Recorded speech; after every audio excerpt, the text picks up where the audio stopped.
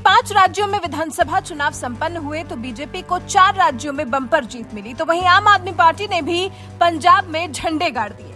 दिल्ली से आगे बढ़कर अब पंजाब तक में परचम लहरा पाने में सफल हो गई है आम आदमी पार्टी। लेकिन अब आगे क्या? आगे तो लोकसभा चुनाव है। क्या उसमें भी मोदी को टक्कर देने के सपने देख रहे हैं दिल्ली के सीएम अरविंद केजरीवाल? वैसे तैयारियां देखकर तो कुछ ऐसा ही लग रहा है कि अब तैयारी लोकसभा चुनाव की कर रही है आम आदमी पार्टी।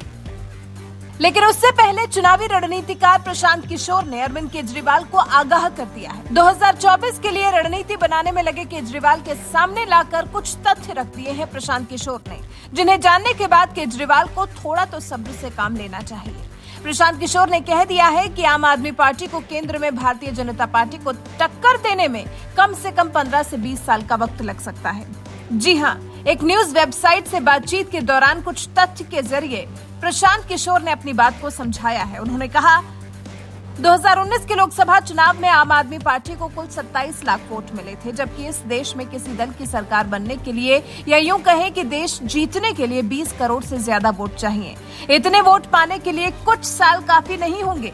किसी भी पार्टी को इस हैसियत में आने के लिए दशकों लगते हैं।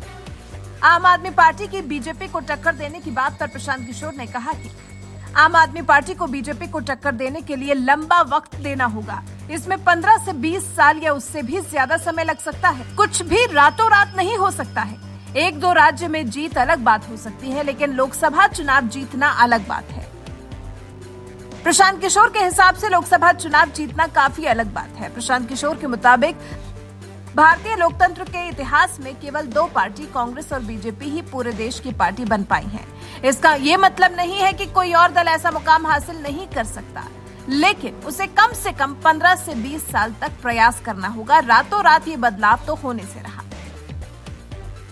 प्रशांत किशोर ने बीजेपी ने जो मुकाम हासिल कर लिया है उसके बारे में भी बात करते हुए कहा कि बीजेपी जिस हैसियत में है वहां आने में उसे 50 साल का वक्त लगा। बीजेपी ने 1978 में कोशिश शुरू की थी और सालों बाद उन्हें साझेदार सरकार बनाने में सफलता मिली थी। बीजेपी तो अब देश में इतनी बड़ी पार्टी हो चुकी है कि 2019 में तो पार्टी को 2014 से भी ज्यादा समर्थन हासिल हुआ था।